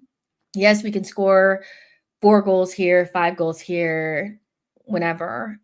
But when it really counts in a semifinal or a quarterfinal or something like that, we don't have it. We don't have it. We're shit out of luck. We'll have all the possession. We'll be passing it around. We'll create chances, but the ball doesn't hit the back of the net. And so to me, our lack of X factor that we've known about for many seasons now, and the lack of just clinical finishing is what's holding us back. Because we could concede probably 10 more goals a season, but if we scored more in the moments that matter, it wouldn't matter, but that's kind of what I think our biggest level raise would be. The moments that matter, we flatter to deceive, when it's tough out there, so think of both semifinals against PSG and Newcastle and tell me that the problem wasn't that, I know that we conceded goals, especially against Newcastle, but we had so many chances at home and we scored nothing. That's atrocious, so no. Let's see. Maximia says, Jess, we are looking at signing Eze and have inquired about him. I saw that. So we kind of already spoke about it, but I said, bring. Like, Yeah. Absolutely bring. He's perfect for us. Just get it done. Like, I'm at the stage now where I'm like, just get it done. You know, I know that we're waiting on Rodrigo, but he's waiting a little bit too long now. We need to be more clinical, need to stop that profligacy in front of goal. Has your expectations risen in terms of quality of attackers after addressing the squad depth issues? I mean, not necessarily. I mean, I still feel like Sesko and a top left wing and maybe one more is what I'm kind of expecting. Nothing has really changed because whether we got the defender or not, whether Thomas Partey stayed or not, that's what I expected. So I still expect the same thing. And it's all about what's actually available, to us. And I feel like there's still some good players out there available to us. So the level is pretty much the same. Bring a striker, bring in a top left wing, and then squeeze in one more, yeah. Berta often waits until the right opportunity. That patience brought huge success at Atletico. With minimal budgets, fans need to show patience. I'm wondering if we are going to convert Eze into left wing. Wouldn't be a bad move. He has a bit of Zaha in him. I think if you're interested in Rodrigo, you can imagine that Arsenal would be okay with a left wing that's not a traditional touchline winger because, like, Trossard is not a traditional left winger, and Rodrigo is not either. Obviously, you can play on the left wing, and that doesn't mean that you all have the same play style. We know that. I feel like if you're a winger, you're a touchline winger, but we know there's inside forwards, there's number 10s on the wing, there's different ways that you can play. We used to play Santi on the wing, so Arsenal need to be more flexible if they want to get better talent in the squad because outside of Nico Williams or like a Barcola or something like that, you're going to have to be a little bit more flexible on what you're going to bring in. And so, yeah, Eze can play left wing, just like Morgan Rogers can play left wing, just like Xavi Simons can play left wing. Those players are infinitely more talented than Semenyo. So I'd rather you do that or, than do nothing or go down to Semenyo or some player that we don't really want.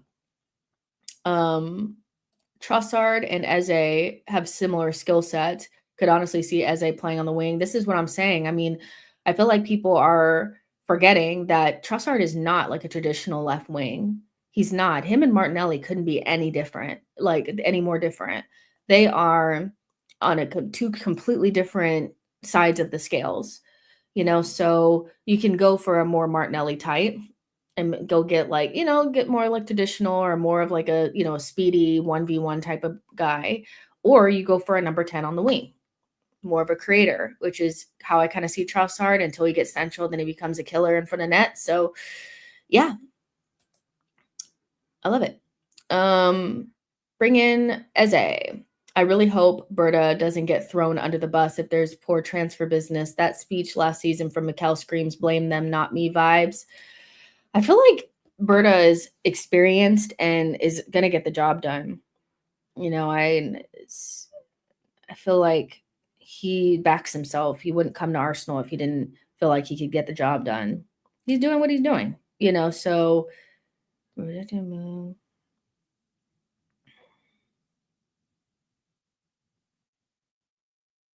yeah. So I feel like Berta is knows what he's doing, so I don't think we have to worry about him get thrown under the bus necessarily. We're going to get the striker. We're most likely going to get the left winger. I think we'll be okay. Let's see. Abla says that would mean we should sell Trossard, right? Martinelli brings a different skill set and pace. And yeah, I agree with that. Then if you were to bring in like Nico Williams or Barcola, I would say then maybe you get rid of Martinelli. But if you bring in a Rodrigo or a Xabi Simons or an Eze, then maybe Trossard is the better person to let go of because you have two different profiles on the wing, and so you've covered your bases. You don't want duplicates all over the place. So, yeah. I kind of agree with that. Berta is a smooth operator, much more experienced than Edu. Eze played left wing for England and looked fantastic. Berta is a grown up in the room we all asked for. I agree, Jess, but you know the fan base. I get you. I understand what you're saying, 110%. I have faith in Berta doing what he is supposed to do. Like, he's not inexperienced. Um, we've seen him do good business. Like, it's taken a while to get going, but now that it's going, I feel a lot more like, okay, I have a lot more trust now, so let's see. But I think some fans, no matter what we do, are going to be disappointed. That's just how it goes. So some people are just going to instantly be on top of him, and that's the game is the game. Um, but Lewis-Skelly signed a new deal. Just touching on that really quickly, it's till 2030. Making him one of the highest paid young players, 18-year-olds in world football. He more than deserves it. When I say we have Miles Lewis-Skelly at home, I mean it. Not getting Hato is so much less damaging now that we know we have MLS, so I'm really excited to see how he grows into the role next season. And if there was one real bright spot last season, it was definitely him. And then we've also been linked to this guy named Breno Biden, I think his name is. He's a young player. I don't know a lot about him. So if you guys know anything about him, please throw it my way. But yeah, he's not somebody that I've watched before. And I'm not going to pretend like I know everything about him, but he's a midfielder. And Ben Madison says he's a steal and someone who'd be available now, a player with some similarities in profile to Nipan. All phase number 8 with incisive passing, quality ball striking in the final third. Weak foot is good. A lot call him Brazil's Pedri. And Arsenal are one of the teams to have inquired about Corinthians midfielder Bidon. I think he's probably Bidon. Club value him at about 15 million euros and want to make a sale in the middle of the year, so the January window. So I guess people are probably trying to get it done now. Arsenal have made an approach. Talks are ongoing between the clubs with Corinthians setting a price, but that's from in the know. So, but at least we know that we're interested, but Sporting are also interested, and I'm sure some other teams. So would you guys want somebody like this in the team? I think we need to get involved in this young player market. Our new head of scouting is meant to be really good at finding young gems. So I know we're looking at things from a right here, right now perspective, but we're just not involved in the young player market at all. And I feel like that was one of the more disappointing things from Edu. It's like you never once brought in one of these wonder kids from Brazil. You brought us Marquinhos, and nothing really came of it. So, these really don't come to fruition for us, but that was under Edu. So maybe, moving forward, we'll be involved with these types of deals and it'll work out for us. But I don't know a lot about him. I just feel like we need to be involved in these markets a lot more. And it says basically Arsenal, Brighton, and Wolves are in contact. And I think I saw Sporting as well. So, if he's good, bring him in and loan him back out if you need to. Some of the more Brazilian focused accounts are saying that he's brilliant. So I'm sure they watch him every day. So yeah, let's see. Ew. Sorry, I just saw somebody say something so strange.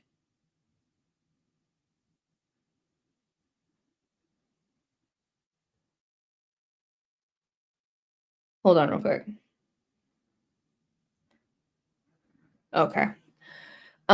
This smells of Berta guy, Tugnazi. He's the youth guy. Seeing that Leon's got relegated, is there anyone from that club you would like us to buy? Also, is there any chance we buy Leon as a part of a multi-club model? If they haven't done the multi-club yet, I doubt that they want to do it, if I'm honest. But Leon, we can go get Malik Fofana for that third attacker role. He would be the one person that I'd want to take from there. Edu went to Brazil for Bruno G and came back with Pablo Mari. I'm dead. I remember being so gassed about Pablo Mari because we hadn't gotten anything at all. And it was like January. And then the pictures of Edu bringing him back to England came up. And oh boy, did I get a rude awakening. Rude awakening. We should bring back Lacazette. The real reason we won't sign Rodrigo is because he isn't 29 and 6'2". Okay. As a fan, honestly, I think Andrea Berta taking his time is actually a good thing. I just feel like when taking time, patience is not a bad thing ever. But when you're the Arsenal sporting director, it's seen as a bad thing because it's seen as Arsenal not doing anything, or, if they're not getting constant updates and a quick resolution, there's no talks and we're stalling and we're dragging our feet and all that kind of stuff, because you start to fill the gaps with your most creative negative takes that you possibly can. I fall victim to it. Most people, a lot of Arsenal fans do. But I don't think Berta is just sitting around doing nothing, which is kind of what people were saying before. I just think it's not going as fast enough for us to kind of like quell those insecurities. And, then also other teams signed a bunch of players really quickly. And so everything spiraled. But veins popping out of your head, screaming at the top of your lungs because we signed a backup DM, but he wasn't Morgan Rogers, to me is just like enough. Football fans are fickle. We are paying our new DMs $100K less per week. I hope this is a play to afford Rodrigo tax. People were complaining when we didn't buy anyone for the Club World Cup transfer window. Olympic Lyon will not be relegated, not happening. So yeah, it just seems like our window is starting to take shape.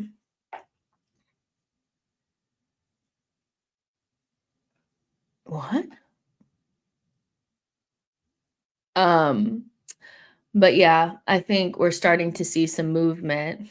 So hopefully, yeah, the Mosquera thing is probably going to be done, let's say next 24, 48 hours. 28, 48 hours. We know that Kepa's medical has been done. We know Norgard has been released to do his medical. So we should see those two announcements really soon. Zubamendi, we know, is done. Mosquera done within probably the next 24, 48 hours, at least like a here we go type of thing. And then hopefully they'll get Eze done, because that is the only thing that matters to me now. Ozil arrested for possession of booger sugar. What? I didn't see that. I'm not saying he's a bad signing, but why did we buy Norgard when he doesn't have resale value? Last I heard is the board don't go for such players. I mean, that would be news to me, because we literally signed Marino, we've signed Jorginho, we've signed Trossard. None of those players have resale value. So I don't know. I've been seeing Arsenal have many examples of buying young players and also many examples of buying older players. So we don't really veer in any specific direction, but people tend to, if their, narrative is that we don't get experienced players, then they'll say, they'll act like we've never bought any experienced players, or if people are, we never get young talents, they'll forget that we've bought quite a few young players. In fact, we've had this team for like 4 or 5 seasons. Some of them, when they came in, were 22, so I just feel like whatever fits your narrative, but there's no clear, like, kind of direction in which we go in. We don't get all experienced players or all young players. We don't get all Spanish players and nothing else, that stuff is just based on your narratives. Sometimes you buy t-shirt and joggers just for a house painting job. The clothes won't last or be used outside of painting. That is Norgard. The financial year ends this month. This might be an issue. Some clubs like Liverpool want to spend money quickly in the old year. Others may want to wait a little for accounting reasons. And like Ruax is saying, for everybody that was saying, oh my gosh, Norgard is so old. We could have gotten a young player to play in that position. We're just trying to fill the team with old players and it's lazy scouting just for the very next day for us to basically tie up the signing of a 20-year-old center back. It just doesn't, like, we don't go either way in particular. Let Berta cook. Just because he's quiet doesn't mean he's lost. It means he's aiming. And so, yeah, let's see. O'Malley, thank you so much for your super chat. Says, if Eze comes to my club, I'm joining Ashburton Army. Do you understand like how exciting of a signing that would be? Eze 10 would get sold out. Like, it would just be insane. Him and Saka, like, it's just, of course, like, he's one of my favorite players in the league. So I would love for him to come to Arsenal. It just makes so much sense for us, and he deserves a much bigger move than Spurs, let's be honest. Let's be so real right now. Inspired Channel is just retweeting the stuff from Ben Jacobs and Alex Cook. Arsenal have added Eze to their list of potential left-wing options, a cheaper option potentially than Rodrigo. And the funny thing is, Eze just got married, so maybe Arteta's like, okay, you're out of the streets now. Roscoe says, Berta is moving with authority. Eze and Saka, okay, I see your vision. Exactly, like, that is a wing pairing that I'm trying to get to. Like, and I know that it's not perfect because Eze's not a touchline winger, but we're talking about just pure talent here. Spurs are finished in a different pond, or fishing in a different pond, promise. If he can come to us, I don't see why he would go there. It's just, we just make much more sense for him. Eze, Odegaard, Saka, Rice, bring him home. I just love it. That would be the perfect signing. Like, I wouldn't ask for anything else. Nothing else, because that is the perfect 10 signing for us. Give him the 10, give him the wages. He's a difference maker. He's the type of player you can trust to come up with a big moment in a big game. He looked so special against City in that final. And it's on the biggest stage. Everybody's watching. And you look like a leader out there, and he's just grown so much. And like I said, when other people left Crystal Palace, he stayed. He's been flirted with the exit for so long, and he deserves it now. Like you guys said, he's 26, 27 now. It's time. Heard Berta frequents Berta Tonelli's Italian restaurant in North London. That doesn't even sound like a real restaurant. That sounds like Berta and Nelly smashed together. We're not going to get Eze. Arteta wants Rodrigo, and for Eze covers multiple positions. Just join. Hola to the chat. We already talked about Xabi said on Rodrigo, he's still important. What the fuck is that from your coach? Rodrigo has a foot out the door. Well, Marco, let's just play a little bit of the psychological game from a coach's perspective. The manager is never going to come out when asked about a player and say anything other than something positive. He knows that there's speculation around his exit. Is it best for, Xabi, for Rodrigo to stay? Probably, because then he has everything. He has a much deeper bench, and he's not necessarily going to kick him out the door. And he's not going to sit up there and say, well, we're okay with him leaving. We've seen Arteta say very similar things. He's important. He's going to be important for this competition, and then for that person to leave in that window.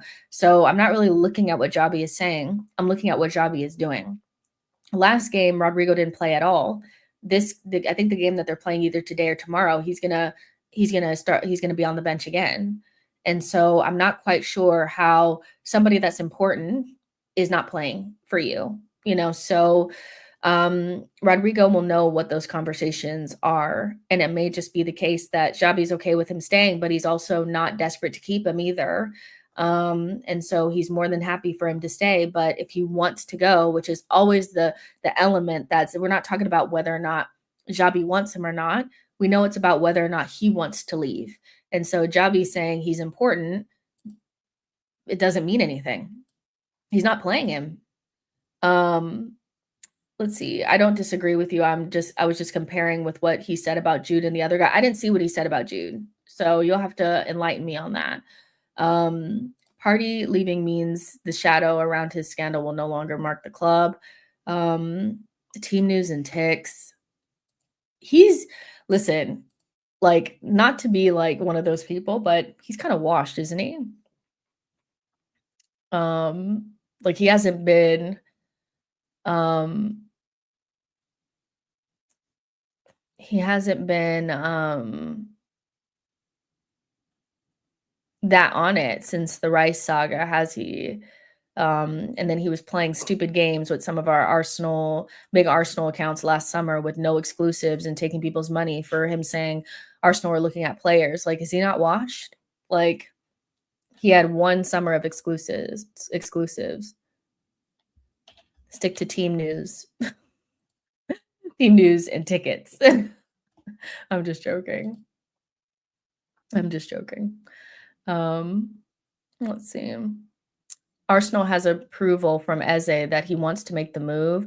I spoke to people at the club who said he's one of our plans with Berta. It's hard to know which plan he'll move forward with, so there's no guarantee any deal will happen. That's him covering his bases. I'm not sure if any talks between the clubs have taken place. As we know, Crystal Palace price is 3 installments of 20 million with 8 million in add-ons. Again, with the way Berta operates, this could be a backup plan or it could be a full plan. So somebody had said that in the comment section. So well done you, because I feel like this makes a lot of sense. You want to line up the Eze deal just in case Rodrigo doesn't happen. But I mean, he wants Arsenal. He wants to make the move. Let's fucking get it done. Like, let's get it done. He wants to come. That's all that matters to me now. I do throw shade at in the nose. I do. Because if I wanted to open up an account right now, what could I call it? Like Arsenal transfer T, Arsenal transfer T, and I could make this Arsenal fan base follow me by just giving them nuggets of nothing, just making them think they're getting Leao, writing it like Ornstein writes it, every time something happens, say, understand that blah, blah, blah is happening. No exclusives, no, special information, no calling it before anyone else, just making sure that I piggyback off of things that other people are saying it. I put understand or the alert and exclusive in front of it. And I feed you guys lies and deception, when you guys are starving. Because some people really are, it's fraud. Like, it's fraud, so the fuck. David Ornstein is a top fella, always has time for fans in person. I really do like Ornstein. I feel like you need a Fabrizio and an Ornstein for the transfer window to feel like it's well and truly happening. You have to have somebody that's a little bit more on like the annoying side, because I think Fabrizio to me is not really a journalist. He is an influencer. And what he's done to build up his fan base and stuff is really impressive, because he's not a journalist. He's an influencer, so to me, he's a like transfer influencer, kind of in the know, but knows things. Like he's different than a journalist. He's not writing no articles. And then you have Ornstein, who is super reliable and is a journalist. So you need both of those to make it work. It's not a transfer window if Fab isn't giving you a million updates and Ornstein just gives you the bomb every once in a while, right? But these other in the knows are just every summer window, they pop up with no shame whatsoever, and just feed absolute bullshit. Like I saw one that said like our Gunnar rumors or something like that. And it was just the most fraudulent shit. It was like in all capitals saying like, if this is true, with like the eyes. And I was just like, you guys are still running this scam. And the sad part is there was like 1 million likes under it. I was like, we're so thirsty. Like, it's so bad. Lucky Singh says needs Gyökeres, Alejandro Garnacho, 2 top strikers. Who is Who's Am I missing something? Needs Gyökeres, Garnacho, and 2 top. This is not Arsenal because Arsenal does not need Alejandro Garnacho. John Cross and Duncan Castles are quality tier 2. Agreed. Agreed. I think Cross is actually right about a lot of things and has been for the last like 3 windows. But because he's had like a long history, and I think he worked for a different publication that's not necessarily super reliable. People have said that he's ain't shit, but he's actually pretty reliable. Duncan Castles is also pretty reliable too. I never really think about where they come from in terms of where they write at. I think about if they're reliable or not, because you have different levels of reliability at different publications. So John Cross deserves a little bit more respect, and so does Duncan Castles. Sammy McBell is also really good, and then Hand of Arsenal is obviously really good now. So, but these team news and ticks, he needs to come with an exclusive quickly. He's resting on his laurels. He's resting on like an old shit. The Declan Rice saga. That was a long time ago, and to be honest, there was like a West Ham Patreon that was more like reliable than him. So resting on his laurels, he needs to come with an exclusive sooner rather than later, because I'm thinking, brother, you're washed. We're not even checking for you anymore. When I hear team news and ticks, I'm like, huh? Where have you been? Like, what has he gotten right like lately? But I really like this Mosquera signing, guys. I'm not gonna lie. I think getting a backup center back that can do the things that Saliba and Gabriel can do is so good for us, because I think that helps us show Saliba that we're serious as well. I think he needs to see good players up front, but he also needs to see that he's not going to be ran into the ground ahead of probably the first World Cup that he's going to play in, really. Like, this is going to be Saliba's first World Cup, where he's most likely going to be a starter for France. We need to make sure that we're not running him into the ground. I did the In the Know thing a few years back to see if I could get in my local paper. I did it. It was total BS, but they printed it anyway. Proof that journals just use Twitter. I'm crying. What a scam, Mr. I love it. Calafiori is glass man. He needs to stay fit next season. He has to. Eze okay, but need more. You're trying to put fire in the belly of the In the Knows. Yeah, you need to get back up to it. If you're going to run this scam, I need you to have at least 1 or 2 exclusives a summer window. It cannot just be nothing. I need more. Team News and Ticks was really good in that one window. And then AFC Bell just went off the map. People are saying Hand of Arsenal is AFC Bell, but I don't believe it is. It can't be. It can't be. So, yeah. But Jess, getting all these players and watching the coach not rotating is going to be lit. He needs to rotate. Let's see. Let's do something really quick before we leave.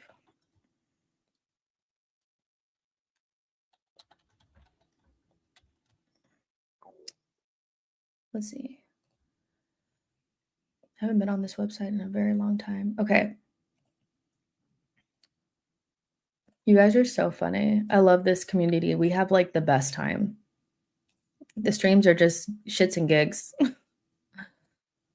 Nothing serious. Okay. I hope you guys can see that, but let's look at our depth now that we've gotten some players in and see where we can still improve. And then add in some like potential players too that we haven't gotten done yet, or maybe we will. Okay. So let's put Timber, Saliba, Gabrielle, and Lewis-Skelly, Ryan, Maybe.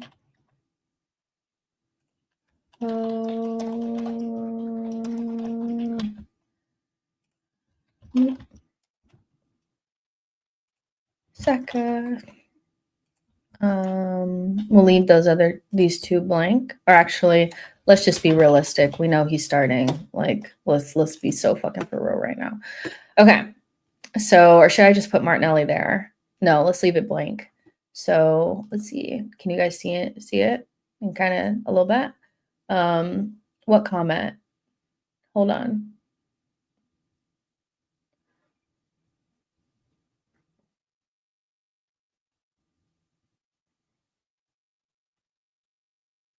Sorry, I'm just looking because somebody said remove a comment. Oh. Oh.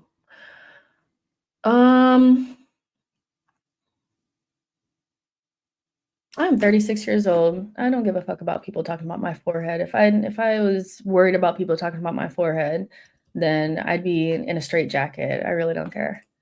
Let's see. All right, let's add the subs now. Let's see. Kepa, right? Yeah. I mean, isn't it weird that Kepa is actually an Arsenal player? I feel like if you would have told me that at the beginning of the window, I'd been like, "Are you joking?" White. Oh no. We're gonna put Calafiori here, right? And then no one, because Calafiori is gonna cover both positions, isn't he? And then Mosquera. And then White. Okay. And I almost forgot that child's name.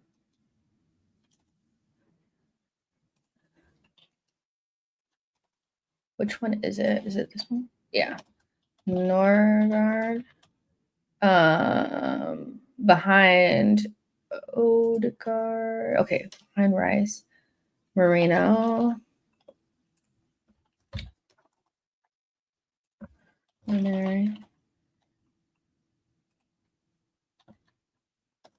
Nothing behind Saka. 11 is still so let's say it's going to be Sesko, right? Because we think we're going to sign Sesko probably. And then left wing is just open. So yeah, that's kind of where we're at right now. What do you think? Kiwior. Well, I'm assuming that we're gonna sell Kiwi if we bring in Mosquera. Should I just put Kiwi in there anyway? Do you think we'll keep them both?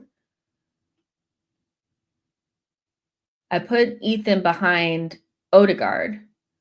The reason why I put Ethan behind Odegaard is because we're kind of looking at a right-sided forward. So Tefels thinks that we're not going to sell Kiwior. So let's put Kiwi in there then.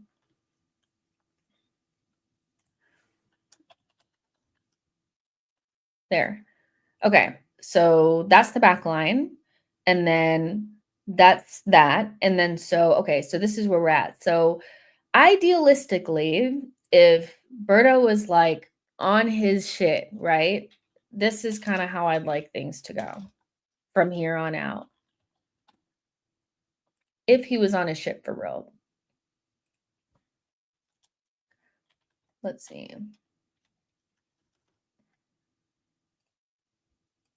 Someone. Who should we put on this right-hand side? Let me just throw somebody in there for now. We could change it later.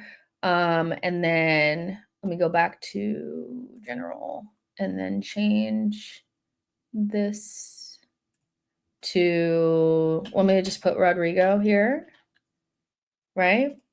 And then that's it. Right. So we got a right wing and a left wing starter. Sesko and Havertz share center forward, and then this is what we got. I'm not putting Madweki there I have respect for myself. I will not put him there unless he ends up at the club. There's no way I'm putting him on there. So Trossard is not on there. The reason why Trossard's not on there is because I know that he can play right wing, but I kind of want us to get someone to play there instead. You know, there's some cut price players that you can go out there and get, Bakayoko, Malik Fofana, that would make it so that we didn't have to watch the eyesore that is either one of Martinelli or Trossard playing on the right-hand side, you know? So, yeah. So what do you guys think? Like, if this is how things panned out, how would you guys feel about going into the season? You guys are rather Jesus is a figment of our imagination.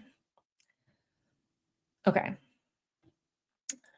Until I guess he's just one of those that until he's gone, you guys are gonna hold out hope for Gabriel Jesus. I mean, this is not my struggle, but fair enough. You guys would rather keep Jesus. But I mean, if you don't get a right wing, then maybe you get Rodrigo, Sesko, and I think honestly, I think Arsenal need to try to fight for 3 attackers. I really think we need to get 3. But if we don't, I feel like this is just a little tame. You know, it's feeling a little undercooked. That's a team I can back to win, not favorites, but with luck, I can see us win it. Jesus goes, Jesus. Yeah. No Hato comes in when Zinni leaves. Yeah, I mean, maybe we're still in for Hato. I don't know. Do Jesus and Tommy even get registered for the season? This is what I'm saying. I mean, don't we get to re-register or something like midway through the season because of the January transfer window? Because I would think that both of them wouldn't really be ready to play games until then. So do we even, you know? I don't know. So I don't know. Well, Odegaard passed to the left winger as often as he does Saka. I mean, we didn't have a problem with that until we changed the midfield and Odegaard had to drop in to actually control tempo because our DM couldn't do it. So Odegaard in a more free role should be able to get over to the left-hand side a lot more. I would take 10 above a right wing sub, take a 10 instead of a, okay, so what if it was more like, I mean, so what if it was like Eze instead? And then so you kind of do still get your other 10. If you get Eze, you're not getting a left wing.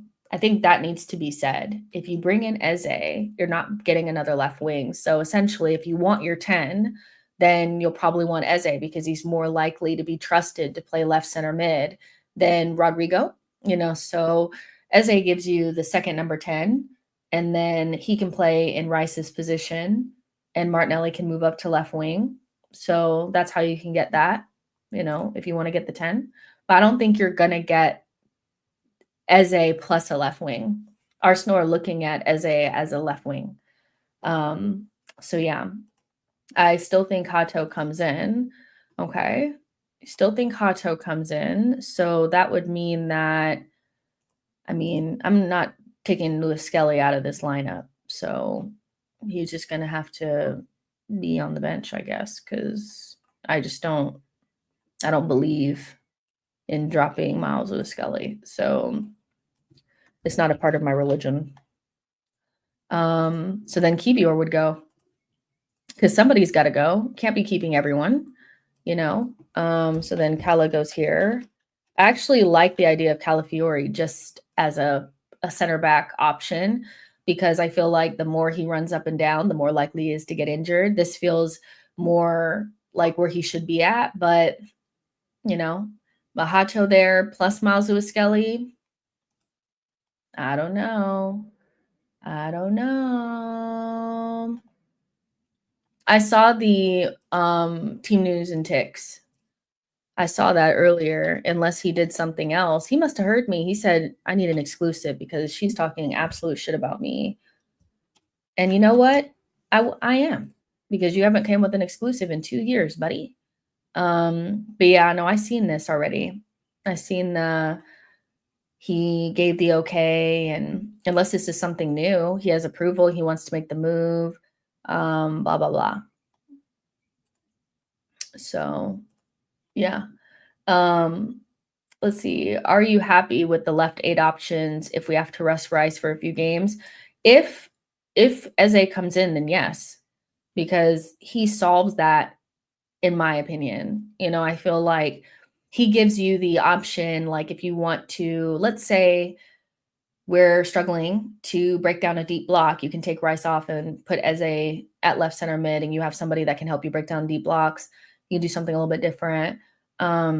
So yeah, I'd be more than happy for my main 2 left center mid options to be Rice and Eze, and then my right center mid be Odegaard and Ethan, also knowing that Eze could play there.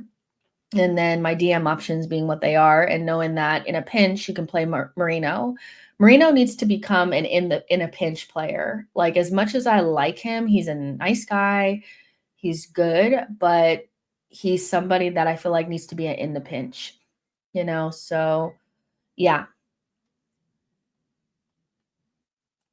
Let's see, Kiwi, Zinni. Let's sell Kiwi and Zinni, get Rodrigo, Eze, Watkins. PSG shows that we need talent. If we don't get Eze, I mean, maybe we get him. Like, I don't know. So, I don't know. I mean, we could do that for anybody if we don't get so and so. If we don't get so and so, but I really don't want to think beyond Eze and Rodrigo because then it gets quite dark. Just not sure if you mentioned it already. I joined late. Who would you take between Eze and Rodrigo? I mean, I just really like Eze. He's one of my favorite players in the league, so it'd be really difficult for me to say not him. I think maybe stick with Rodrigo for now, but I mean, I would not be